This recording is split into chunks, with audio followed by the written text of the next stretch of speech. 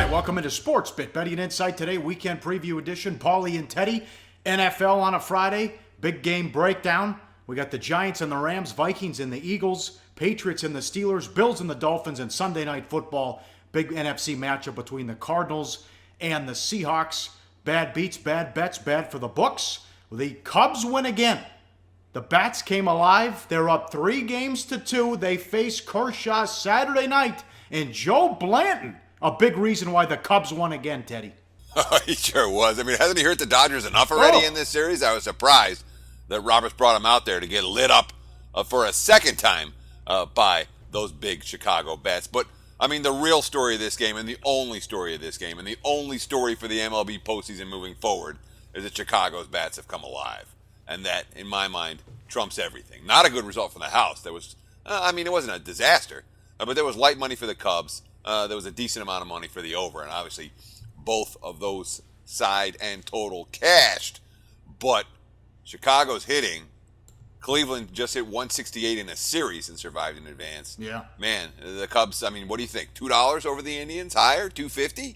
I've heard some crazy numbers thrown around. Really? In Vegas over the course of the last 24 hours. Well, we talked about it on yesterday's show, and I realized, I don't have a good sense of where that number is going to come out. I'm like, the Dodgers will be favored over Cleveland, and the Cubs will be bigger favorites. But some of the numbers I heard thrown around, $2 or higher for Chicago, should they be matched up against Cleveland. Wow. Without home field, that's something. And the fact that the Indians are 7-1 in the playoffs. Appointment television Saturday night. Can the Cubs get back to the World Series for the first time since 45? And they have to do it against Kershaw. But if they lose, Game 7 on Sunday. Another great Thursday night football game in the NFL, Teddy. That's some product. Yeah. Obviously, you're being a little bit sarcastic. And there was a legit sharp square divide on that game before kickoff. The wise guys recognized that the Packers weren't elite. But unfortunately for them, they gave the Bears a little bit too much credit. And once Brian Hoyer got hurt, and poor Hoyer, do we say poor Hoyer? Every year the guy breaks a bone. Yeah. And now he's going to be out. Matt Barkley wasn't exactly lighting up the scoreboard.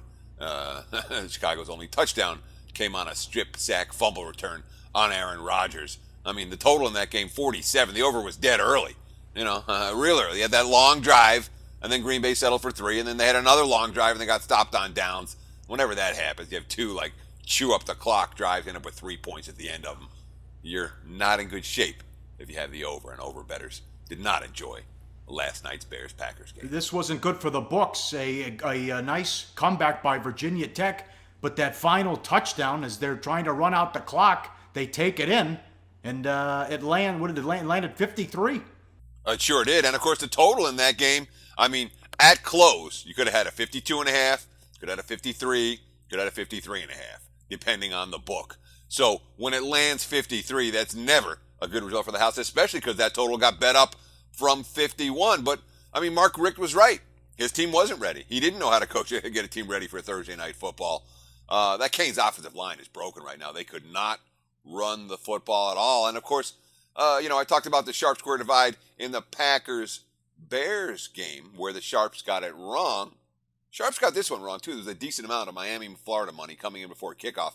The line opened 4, got bet up to -6, 6.5, and then right back to 4.5 on game day. That game day money did not cash, as the Hurricanes' losing streak is now up to 3. A lot of issues on offense, which surprises me with Kaya. Yeah, Kaya's a guy who was a freshman. I'm like, wow, this kid's going to be something. And he hasn't gotten any better. He really... As a QB, you see some of these guys as a freshman or as a sophomore, you say, wow, he's got it. And Kaya had that. But I haven't seen him improve in terms of decision-making, and that concerns me. He'll get drafted, but in terms of an impact player at the NFL level, someone who I thought for sure had that potential when he was just a kid at Miami. His tenure at Miami hasn't done him any favors when it comes to QB development. Jimmy Vaccaro brought this up Tuesday with 5 great minutes. He's at the South Point. Yesterday here in Las Vegas, the Golden Nugget put up championship matchup odds. Let me get your thoughts on this. Alabama is 7 on a neutral against Ohio State and 7.5 against Clemson. That's the respect that Alabama has in the betting markets right now. And those are numbers very similar to the ones that Jimmy Vaccaro was talking about in the deep dive. And you got to watch that segment. I know we get a ton of views on Friday for the NFL previews. I know we get a ton of views on Monday for the recap and the Monday Night Football preview. But man, if you're not watching Tuesday with Jimmy Vaccaro, if you're not watching the Wednesday deep dives, if you're not watching the Thursday college football preview show, you're really missing out. We do this Sports Center for Gamblers 5 days a week for a reason. But when we talk about Bama laying that type of price to the teams that are power rated 2 and 3 in the country, Ohio State and Clemson, Michigan right behind them, Louisville right behind them, Washington, all of those teams with Bama laying more than a touchdown on a neutral field against them, it speaks volumes about the Crimson Tide pedigree, because the books here in Vegas know that the public's just going to bet Alabama, because that's what they do. And Alabama has won and covered so many of these big games for so many years that Alabama's that team. But two, it just speaks volumes. We talked about it on yesterday's show, Paulie, about the Crimson Tide's ability to score non-offensive touchdowns. 11 so far this season, 21 dating back to last October. And when you have the ability to score offense, defense, and special teams, the books have to price those numbers into the equation. Yes, they would be 8 over Louisville, 8.5 over Michigan, and 12 over Washington. Ohio State would be 1.5 against Clemson and Louisville, and 4 against Washington. When you go to your Tuesday group meetings with all the professionals, is the consensus Bama 1, Ohio State 2 in power ratings? Yes. Bama 1, Ohio State 2, and then there's some questions as to whether Louisville or Clemson or Michigan, or some guys have Washington ranked really high as well. I'm surprised there was a 4-point differential between Louisville and Washington in the projected line against Alabama at the Golden Nugget, but I think that has more to do with the concept where Louisville has been on TV all the time, Michigan, Ohio State, these programs that people see every week, Clemson the same way, and Washington from a national standpoint. Here in Vegas we know all about it, and in Pac-12 country they know all about Washington, but I think from a national standpoint, from simply name recognition, Washington is a good notch or two down compared to the rest of those, big name, big time programs. All right, let's get into it. Up next, NFL big game breakdown. We'll start in London with the Giants and the Rams, Vikings and the Eagles. Bradford goes back to Philly, and the Patriots and the Steelers. Coming up on SportsBit. Betting Insight today on SBRPicks.com. Do your research before you bet. Check out our ratings guide to see which books have the best ratings and sign-up bonuses. Open up several accounts and shop for lines at SBRodds.com. Always be ahead of the game. All right, back on SportsBit. Time for big game breakdown. As always, live odds, sportsbookreview.com. Our second London game, the Giants and the Rams. Giants 3, 43.5 the total. A first ever football game at Twickenham Stadium. And here, when you look at the travel, the Rams left right after the game against Detroit, while the Giants decided, like Jacksonville, hey, we'll wait and then go out there. Well, yeah, I mean, when the Jags spent the week out there, they got annihilated. Most teams flying on Thursday or Friday. And you think about it, you say, oh, well, you get acclimated. And there's some truth to that, but maybe you don't want to get acclimated. Maybe you want to fly in, win a football game, and fly out. And think about it this way. You go on vacation. Let's say we're in Hawaii next week. All right. You're still, let's not even make it Hawaii. Let's make it something. Let's say we're in London next week. I don't want to make it a tropical paradise. But do you think I'm going to be as effective a handicapper, or you're going to be as effective a personality just when you're out of your rhythm and out of your normal routine? You're probably not. Mm-hmm. And I don't know that changes for the LA Rams. I'm a little bit surprised we haven't seen more Giants money than we have. This line's moved to 3. I thought it would give you 3.5 by now. I really did, and it might be by kickoff. Hey, I tell you, Case Keenum's played well. He was great in Detroit. He was 27 of 32 for 300 yards and 3 touchdowns. He also completed 19 straight passes, which I don't know that's not going to continue. But when the passing game is rolling like that, you got to get the running game going, and they can't get Todd Gurley get going. No, I mean Gurley's just 2.9 yards per carry this year, and he's got 119 rush attempts. None of them have gone for longer than 16 yards. So that breakaway speed that we remember from Todd Gurley in college at Georgia, we haven't seen that this year. And Keenum, with those 19 consecutive completions last week, but that's as good as he can play. Of course, the Lions' secondary and lack of pass rush were certainly a piece of the equation, but the Rams' offensive line was better than it's been in pass protection. The run blocking, obviously, still an issue. And frankly, when you talk about 19 consecutive completions from Case Keenum, I don't think we ever see that again in Case Keenum's career. And it was one of those days where everything was going right. And of course, the Rams still found a way to lose that game. Right. And the Giants, a bizarre 3-3. They're minus 10 in turnovers, and they played a tough schedule: Dallas, Minnesota, Green Bay, Washington. Beckham's been huge, 581 yards, 16.6 yards per catch. But it got ugly this week. At least Eli Manning put his foot in his mouth and then had to go back and backtrack with an interview to the media. Well, yeah. I mean, what did Manning say? Quote, "You can get real sick of it," meaning OBJ's antics on the sideline and in the game. You can get real sick of it if he's not going out there and making plays. And then, of course, the backtrack. No, I'm not tired of it. I thought you, the media, might get tired of it. That was my comment, talking about you. I'm fine with it. He's doing a lot of good things. He's playing the game the right way, and I want him to play well. I want him to make plays.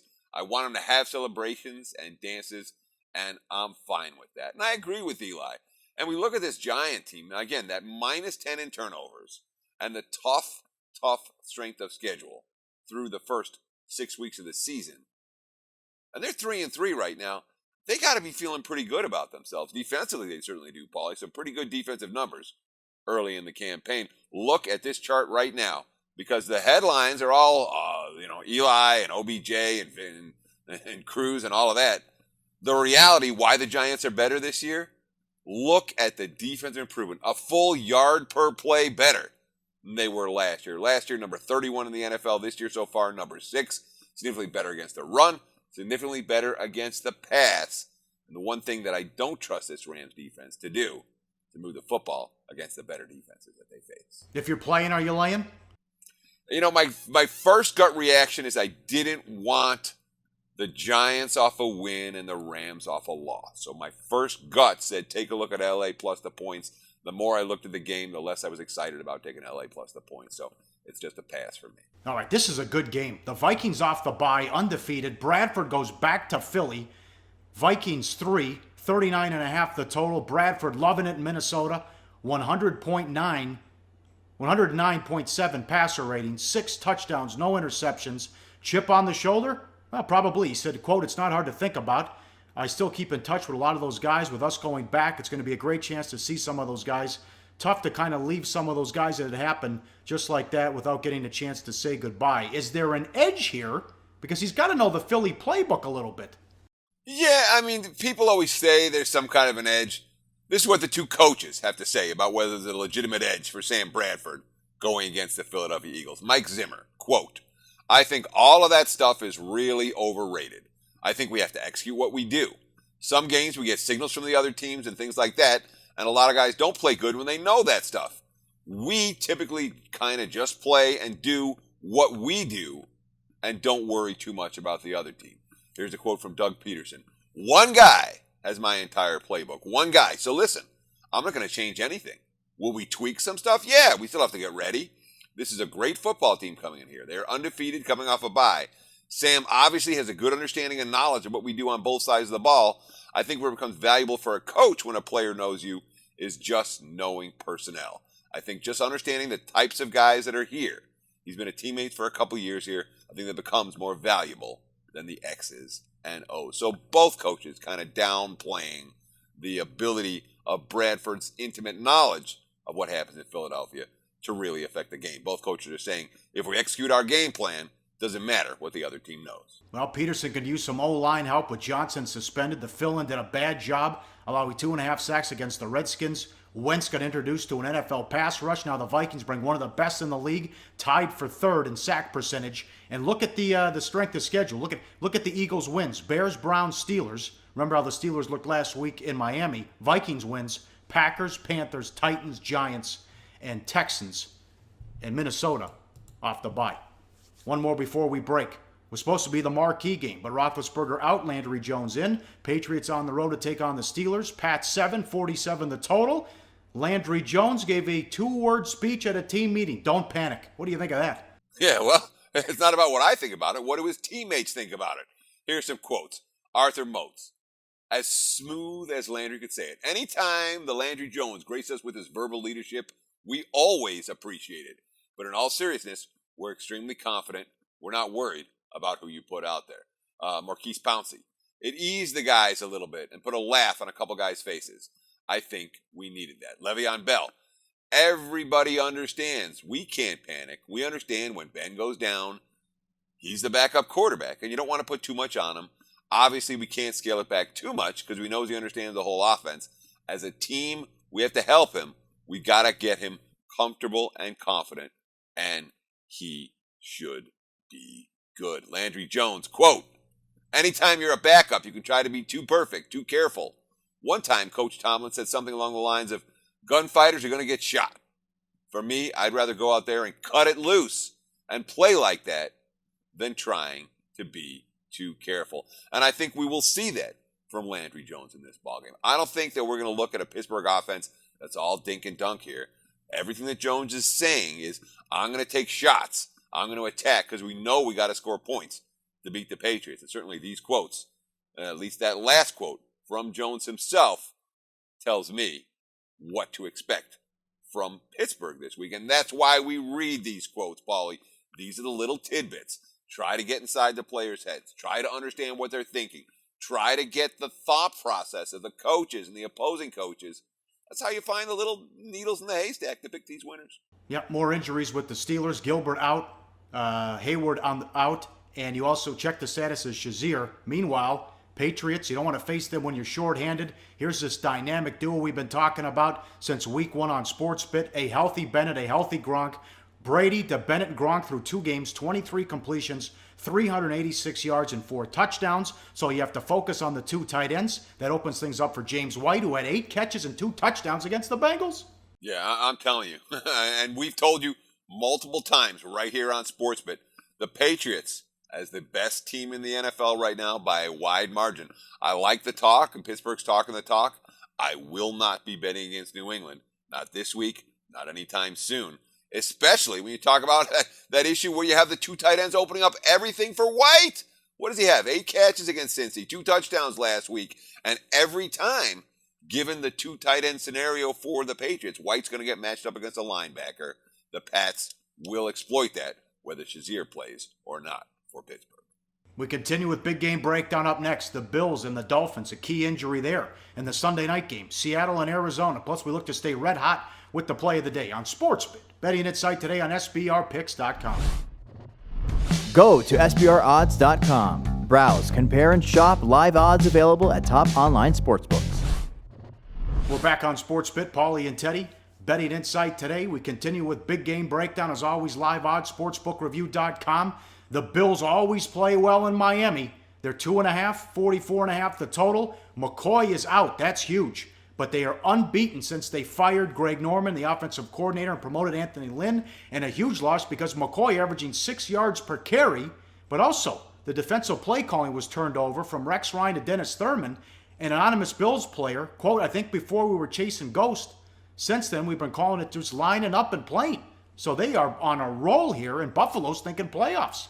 Sure, and Buffalo's facing the right teams at the right time, including the Dolphins this week. You know, I mean, this is a hot team, but 2 weeks ago they faced the Rams. The Rams were missing 3 of their top 5 on the defensive line, all hurt. The Bills ran for 193 yards and win. Last week they got the 49ers without Navarro Bowman. The Bills run for 312 yards and win. But when you talk about Shady McCoy out, that's an impact injury, and I don't generally think running backs have impact injuries. But McCoy, as you mentioned, has averaged 6 yards per carry since Roman got fired. So what are we talking about? Mike Gillislee? Reggie Bush? Yeah. Here's a quote from Tyrod Taylor. Losing a player like Shady definitely hurts a team, losing a guy with his type of ability. I think he'll be okay, but we have guys, Reggie, Mike, Jonathan Williams, that are ready to step up and take the challenge. All those guys have proven they can play, and they'll accept the challenge. I agree with all of that, but Shady McCoy's a special back right now at the NFL level, and Buffalo will miss him.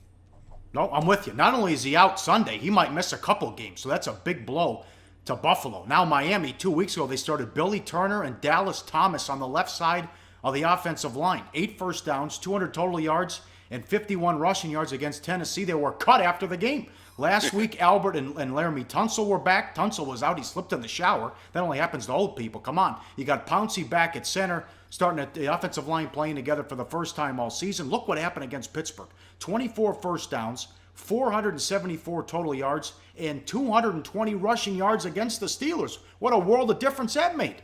Sure. And again, offensive line, when you watch the talking heads on TV, they're going to tell you all about the skill position players and all about the quarterbacks and the receivers and the running backs. And you will rarely, if ever, get quality information about what offensive lines are really good, who's healthy, who's not. Same story on the defensive side of the football. As a handicapper, if you do one thing to beat the NFL, handicap offensive defensive lines. Pay attention to who's hurt, who's not, who's active, who's going to play, what the depth chart look like.